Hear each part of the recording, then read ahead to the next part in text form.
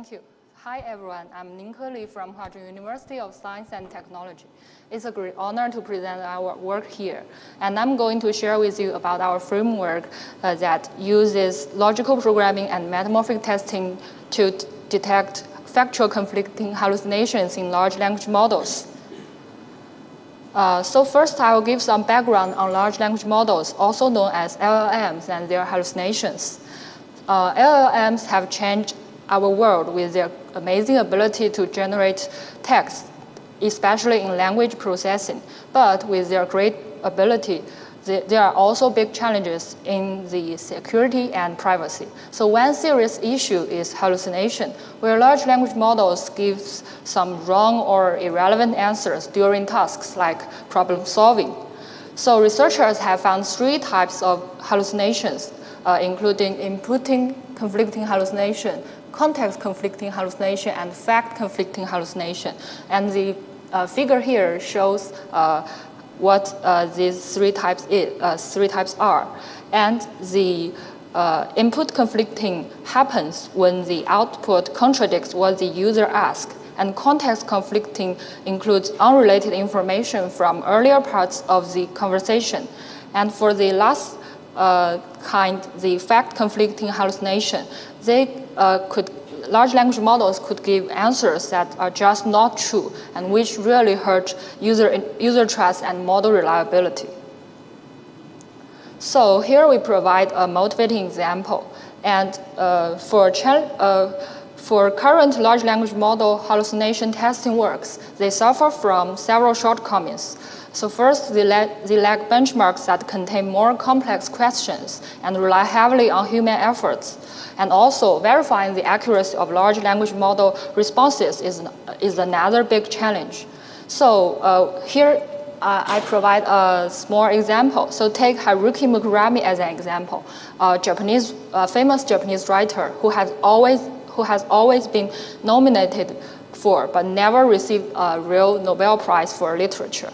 So if we focus on one entity and ask ChatGPT the question, did Haruki Murakami ever win the Nobel Prize for literature? The ChatGPT could answer correctly and answer with no, he never won the Nobel Prize for literature. However, if we combine 2 entities, things changed when large language models need to do more than one step of inference. So for example, if we ask, did Haruki Murakami and Bob Dylan ever win the same award? And ChatGPT might wrongly say that Haruki also won the Nobel Prize for literature like Bob Dylan. So these small experiments inspires us that there are 2 challenges. So first, how to automatically create more complex questions that expose more large language model limitations. We get our idea from logical programming. We use logical programming to generate logically sound new facts based on the existing ones, and then generate some new questions. And the second challenge is how to automatically validate answers from large language model outputs. In our testing framework, we use metamorphic relations between the ground truth and the large language model responses to create some task oracles. So the overall workflow of our framework is shown in this figure. So first, we create ground truth facts and triples from reliable knowledge databases. And then we use Prolog and design logical reasoning rules to derive more complex facts. And next, we create Q&A pairs and prompts to interact with large language models. And after inputting the prompt and getting the response, we use semantic structure to check if the response is normal or a factual conflicting hallucination. So let's take a closer look at the details of each module in Drowzee. And the first module extracts fundamental facts from the input knowledge data and turns them into fact triples for the further logical reasoning. And we focus on 9 popular knowledge domains and 3 relation patterns from the Wikidata knowledge base. And the algorithm for fact extraction is shown in the figure on the right. We mainly focus to query the database and to get the ground truth facts, like the triples, the subject, predicate, and the object. And the second module derives additional enriched information from the previously extracted factual knowledge using a logical programming-based processor. So we use prologue program, which has two main parts, facts R and rules Q. A fact is a relational predicate with a name and entity arguments, and a prologue rule is a horn clause with a head predicate and body predicates. And prologue queries are run against a database of facts. And here we provide 5 reasoning rules: negation, symmetric, inverse, transitive, and composite ones, as listed in the table. So here we provide some simple examples, like the negation ones and the transitive ones as examples. And for negation rules, given a factual knowledge triple, then we can infer the derived knowledge is not valid. And for transitive rules, if object 1 is semantically equivalent to subject 2, and here refers to Kyoto, we can derive a new triple that Haruki is located in Japan. And here we explain the process for applying these rules to the ground truth triples, and it's shown in the algorithm. So first, we design an automatic rule generator to create derivation rules based on the relation categories. And we also generate query problems and match them to these rules for later prologue queries. And then with the rule set, the prologue engine helps us assert all related triples and apply the reasoning rules. And next, we use prologue to find solutions and generate new knowledge triples based on the entities and their relations. For each combination of a subject S and an object O, we create a derived fact with a new predicate. And these derived facts are then used to create some new test cases. And from the derived triples, our benchmark construction module shows how we create question and answer pairs and prompts for automatic factual conflicting hallucination testing.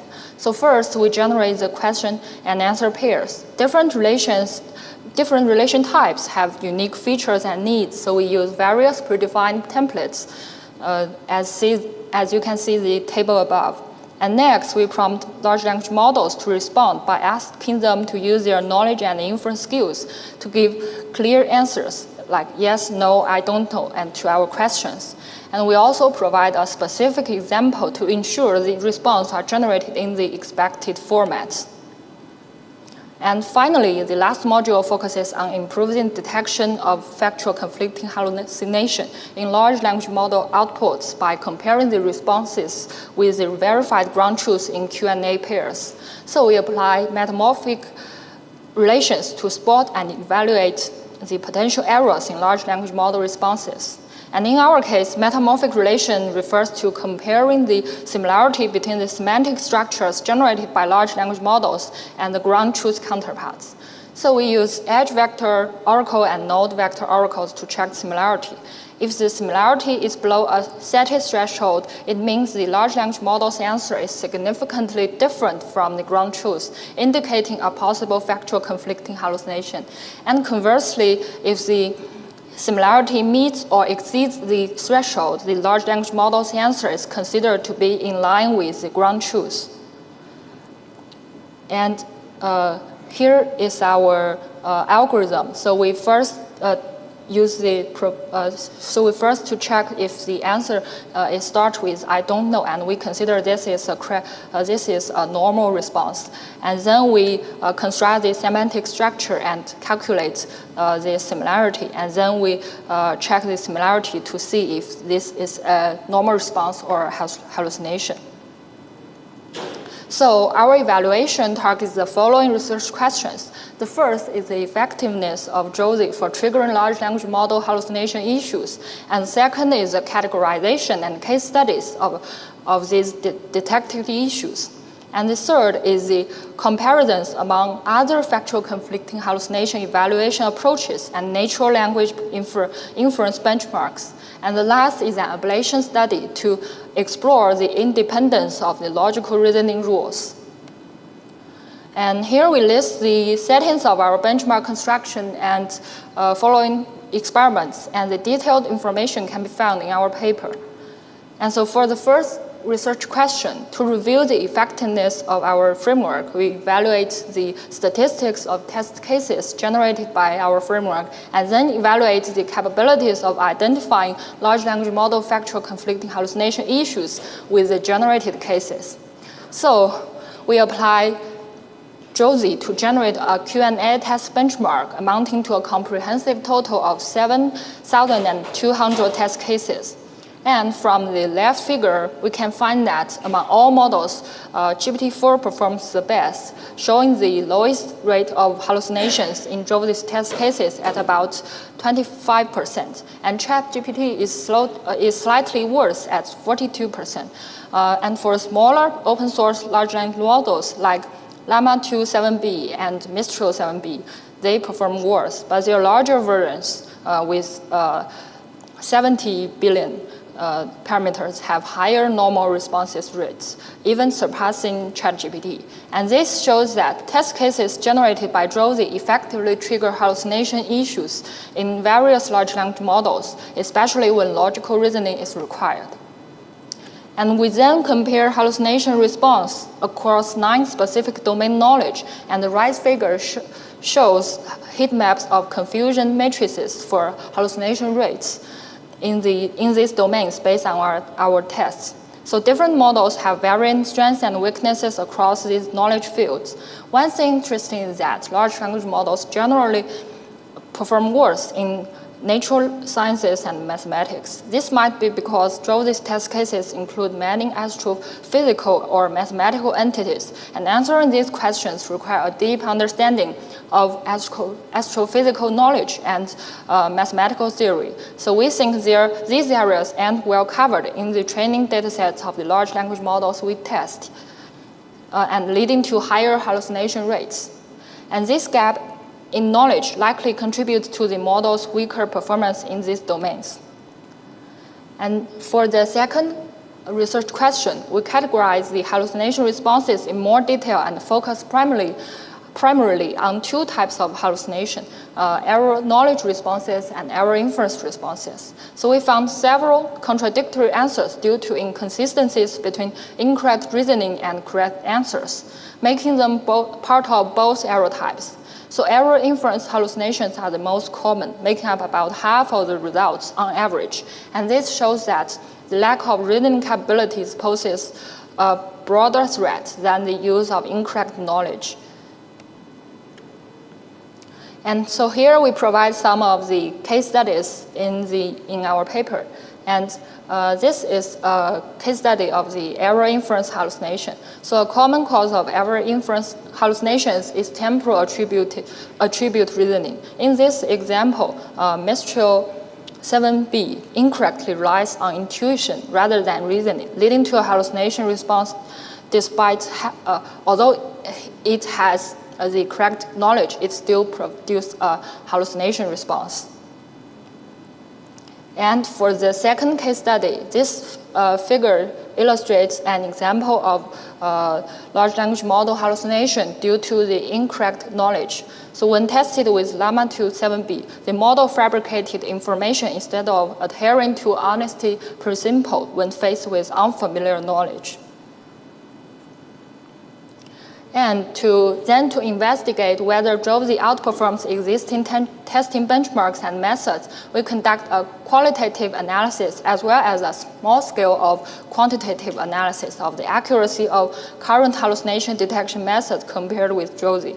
So Drowzee automates task construction through prologue-assisted inference, reducing human resource efforts compared to methods like truthful QA and HalluEval, which rely on human annotations. And in response evaluation, Drowzee surpassed simple accuracy-based metrics by considering the structural similarity of large language model responses with knowledge triples and reasoning processes. And for small-scale quantitative analysis, Drowzee and FactScore achieve higher accuracy in detecting hallucinations due to their decomposed fact and reasoning-based approaches, outperforming similar stream matching methods like COLA and HalluEval. And this qualitative analysis highlights the scalability and accuracy and as well as the higher automation of our framework. And so for the last research question, we conduct an ablation study to investigate the capacity of each inference rules so that they can be distinctly used to uncover anomalies. And the 4 types of rules are separately applied to generate Q&A pairs. From comparing the 4 inference rules, we can conclude that all of them are effective in generating factual conflicting hallucination test cases and triggering hallucinations in large language model interactions. So to sum up, in this work, we developed a novel factual conflicting hallucination framework. And in this framework, we design and implement logical reasoning-based method for automatic data mutation and benchmark construction.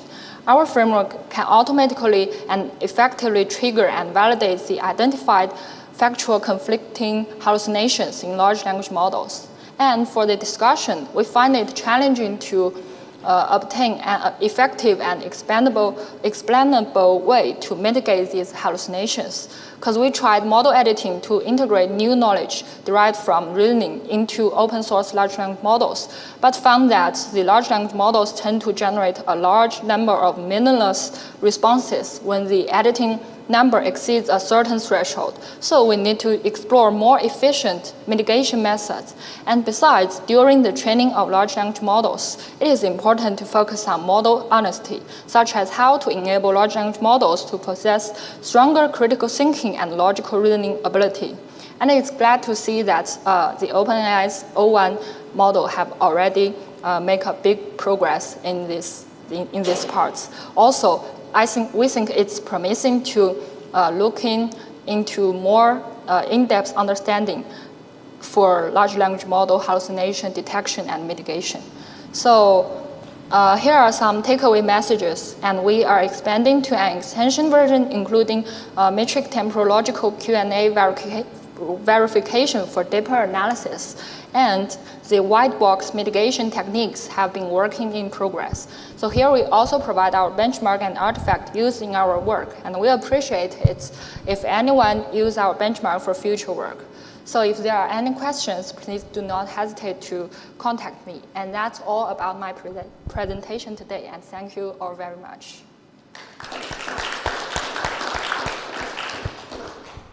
All right.